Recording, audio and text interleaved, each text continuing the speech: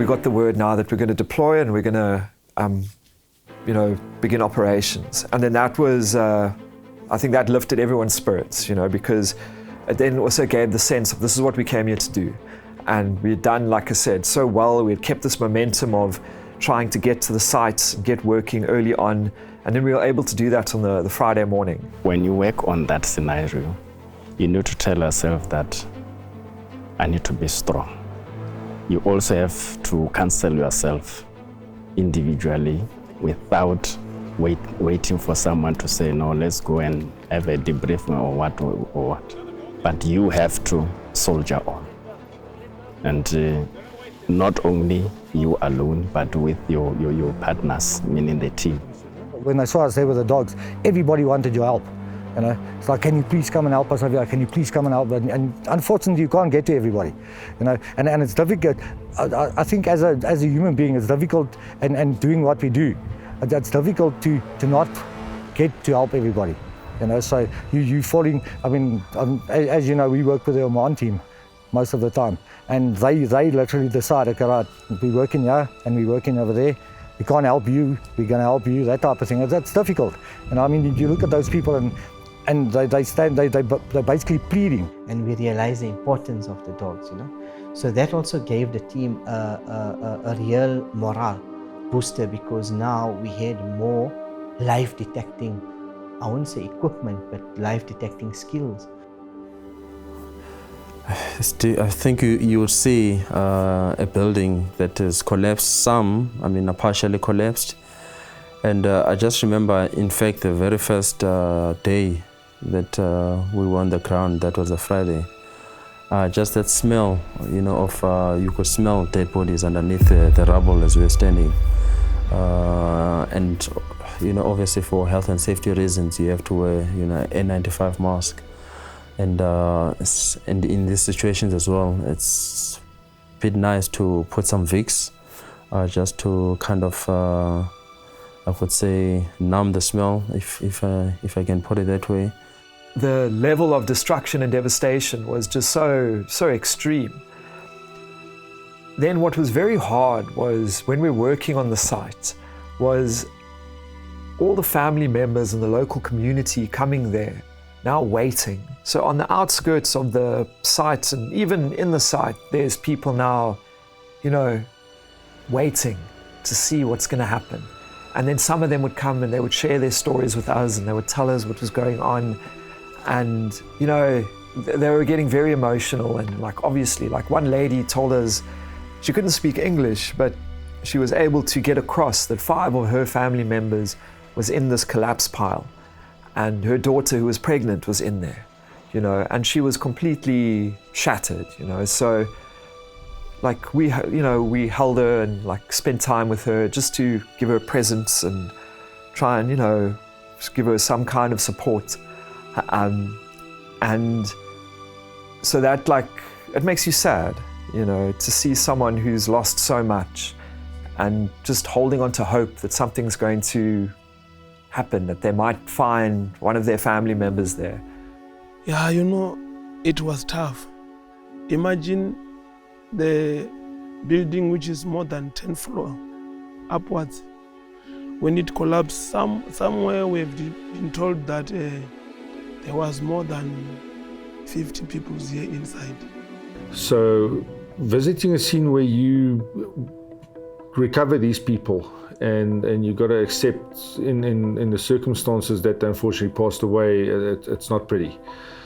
You got to respect the victims as well as the family members, and conduct yourself in a way that you, especially when it's as emotionally charged as some of those scenes were, you got to keep your calm, because any way that you kind of react could worsen or trigger emotions. And again, just bringing the person out from the rubble and being able to hand them over to the family member, and it is a relief, but you feel sad for them. When we pull out the person who passed away, To me, it was something which I think I was just going to give someone a closure. But by the time we started to hand it over and wanted someone to come and identify, that's where I started to feel the pain of what's happening here. Sometimes I even feel like crying when those people cry. Even myself, I wanted to cry, but I didn't want to show them that I'm not strong. I have to take it as if I'm strong, I'm helping, I'm giving them the closure. So that's where it was just giving me a strength to work. There was like almost these moments that seemed like a movie cliche, where in the collapse pile there would be a child's teddy bear. But here it was, you know, you'd find all these people's belongings, like shoes, clothes, you know, and it puts in your mind that, you know, here you've got this pile of twisted metal and broken concrete, but, you know, this was someone's bedroom, and this was a family sleeping. And like I say, you see these little shoes, and these were kids that were in here, and now they are under this pile. And, you know, it's now days after the earthquake has struck, and so, you know, you get a bit pessimistic, thinking that their chance of survival is fairly low. You always need to be optimistic that you are going to try your best to, you know, find survivors and get them out. Our teams identified close to 2,000 bodies. There was a mother with her 2 grown daughters, and they were looking for family members left in their family that had collapsed in the 9-story building that we were busy with. And one of the rescuers on site, he was assisting with the recoveries of a few bodies. And the last body that we had recovered, when we had brought the body down from the excavator to open the body back to show the family members so that they could identify if it was indeed one of their family members or not. It was about a, I think, 11, 12-year-old boy, and it was the rescuer's son.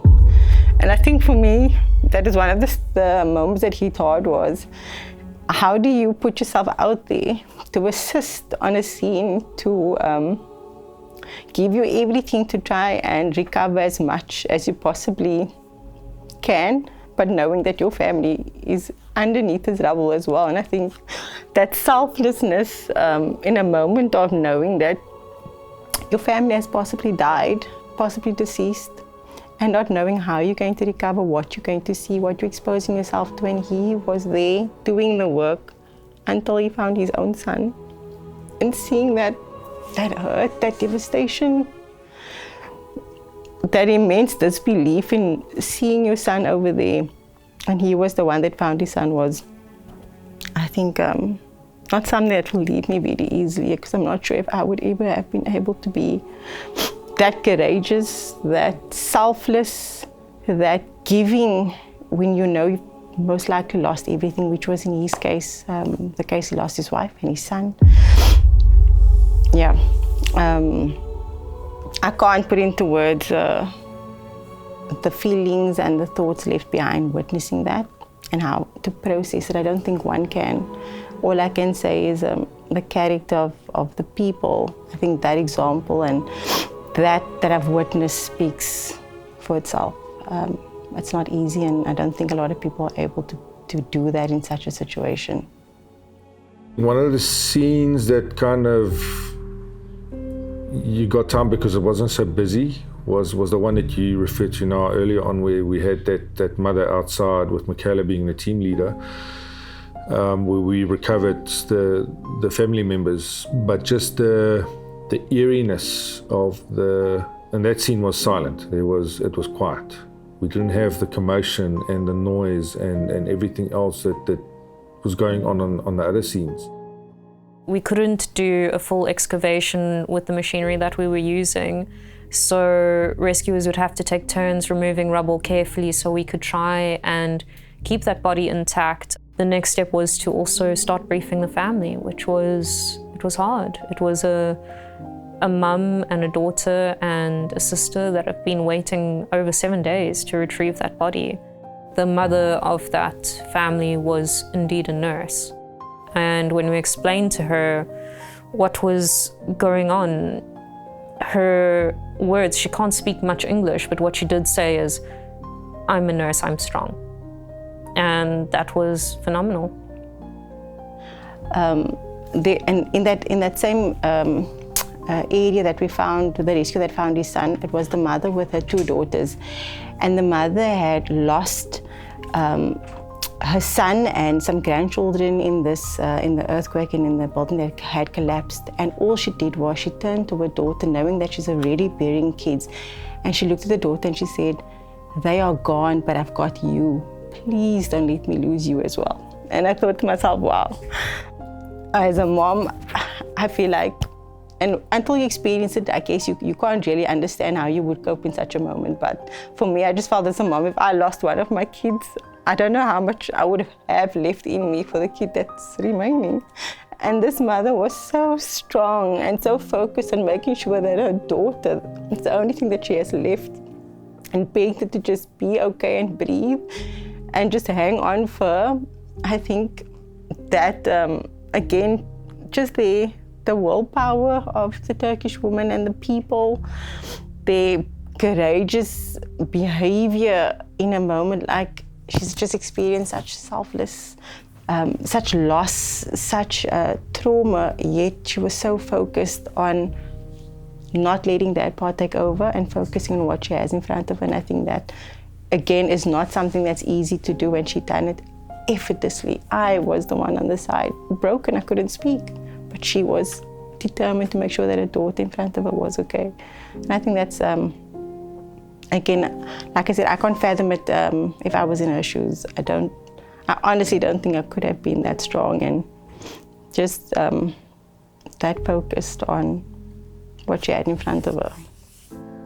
When we came out of this, there was this one apartment block with 250 apartments and 1,000 people confirmed dead in that apartment block.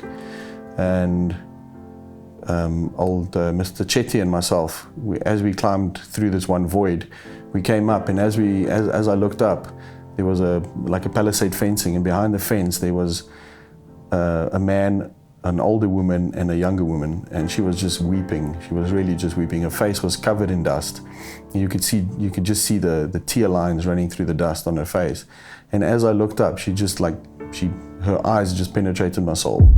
And she just looked at me, and I was like, instantly I just got tears in my eyes. I still turned to Chetty, I said to him, "Just don't look up." He's like, "At what?" And he turned around, he looked at her, and he looked back to me and says, "I felt that."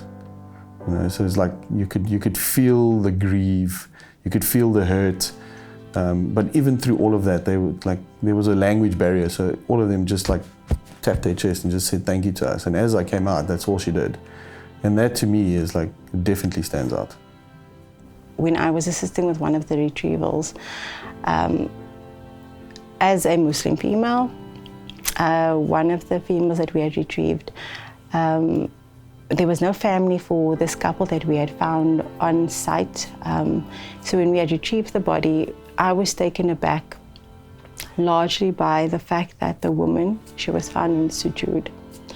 And just thinking about what she must have gone through to have gotten herself in the position to pray. And apart from the fear, but knowing that ultimately our Maker is the one that decides, you know, where to from here. But seeing someone in that position and just trying to place myself in what must have gone through her mind, what she was trying to feel in that moment, but also just how beautiful and blessed she was to be able to have gotten to sujood. And I think that was also hard for me in the sense that I couldn't share in the sight of such loss, but something so beautiful for her family to have known. And I think that retrieval specifically also will not leave me.